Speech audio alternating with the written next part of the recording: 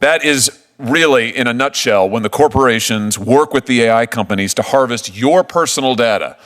And I'm talking about your home address, how many children you have, your internet browsing history, everything they can get their hands on. Two people walk into the same store at the same minute and buy the same thing and pay two different prices. Not because of a coupon, because of who they are. Because the store used your phone, your address, your browsing history, even how much battery your phone has left to guess the most it could squeeze out of you personally. It sounds like a conspiracy theory. Except a Senate committee just laid the receipts on the table, from Kroger to Target to JetBlue, and the numbers are worse than you think. Here's exactly how they're doing it to you. This is a Senate Judiciary hearing, and the first thing to know is that it isn't a partisan food fight. Republican Josh Hawley is chairing it. And Democrats like Dick Durbin and Richard Blumenthal are nodding along. On this one, both sides agree, because it hits every wallet in America. Hawley opens, not with theory, but with a list of things that already happened. What if I told you that Target's shopping app tracked your location real time in order to charge you as much as $150 more for a vacuum the moment that you enter their store? What if I told you that Lyft has charged 55 separate riders in my home state of Missouri 29 different prices for the same exact route at the same exact time, with a difference of $37 between the different fares? These are all documented cases of what we are now calling AI surveillance pricing.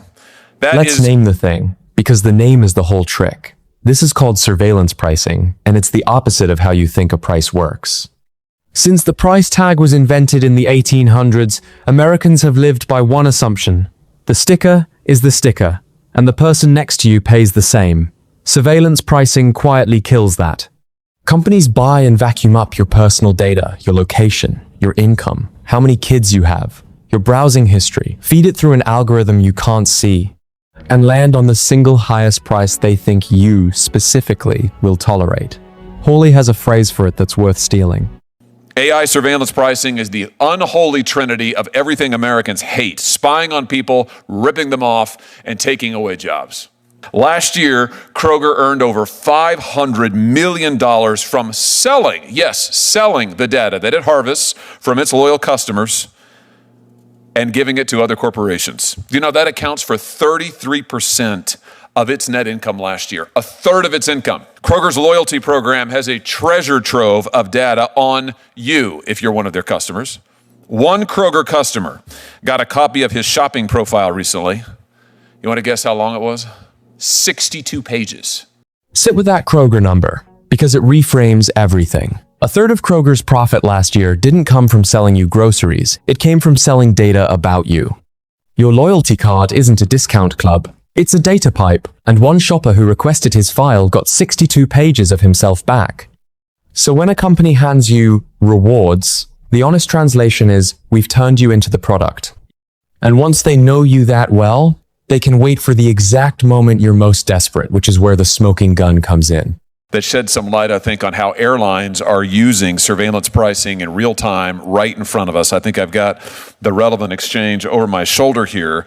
You have an ex-user who in April, this is April of this year, posted that he had seen a $230 price increase in one day when he was booking travel for a funeral on JetBlue. $230 price increase. Now, here's the interesting thing. JetBlue's own corporate account helpfully responded to him and instructed him to clear the cache and the cookies or use an incognito window. This isn't about the rising jet fuel prices. That's not what's going into their pricing decision. Desperation is what's driving this decision. Here's a smoking gun. I want to emphasize, this is their own corporate account. And they did not say in response, oops, we were hacked. What they said is we made a mistake. No doubt they did. The mistake of candor, where they confessed inadvertently what they're really doing.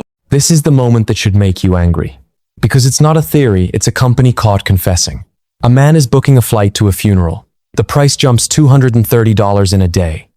And when he complains publicly, JetBlue's own account tells him to clear his cookies, which only makes sense if the price was tied to who they thought he was.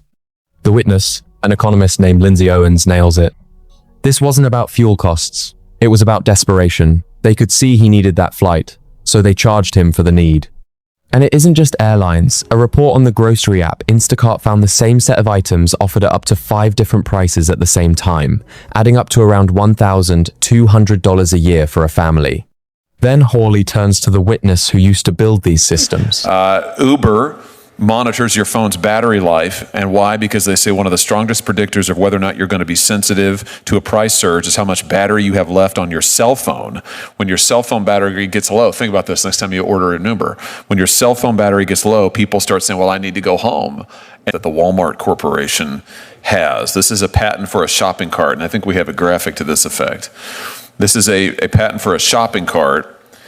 There it is, that uses sensors to track the speed of your cart, your heart rate, your body temperature, and then feeds it into a server for analysis. I emphasize this is not a joke.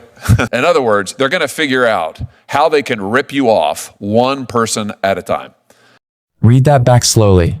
Your phone battery, your heart rate. A DoorDash patent mentioned in the same hearing tries to measure how hungry, how agitated you are, so it knows how badly you want the food. This is the part that turns your stomach, the exact signals that mean you're vulnerable. A dying battery, a racing heart, a 2 a.m. Search for a thermometer for a sick kid are the signals they use to charge you the most. A former Visa data officer at the table put it bluntly. No consumer would ever agree to hand over this data to be used against them, which is probably why consumers are never asked. Now, in fairness, there is a defense, and one witness, a Wharton economist, made it. Personalized pricing can also mean lower prices for people who are price sensitive. And airline yield management, the same kind of system, helped make flying far cheaper over 40 years. That's a real point, and worth keeping in mind. It's not always a scam, and it's not always up. But even he agreed there has to be a boundary. Because here's the line Hawley and Blumenthal keep circling, and it's the honest core of this. Fairness in America has always meant the same rule for everyone. One price, at the counter, for you and the senator standing next to you. Surveillance pricing replaces that with a different secret rule for every single person, and only the company knows all of them. You have none of the information. They have all of it. Whatever you think of the technology, that asymmetry is the thing to watch, and the reason this quiet hearing may matter more than the loud ones. The next time a price changes right in front of you, you'll know it might not be the market moving. It might be them watching you.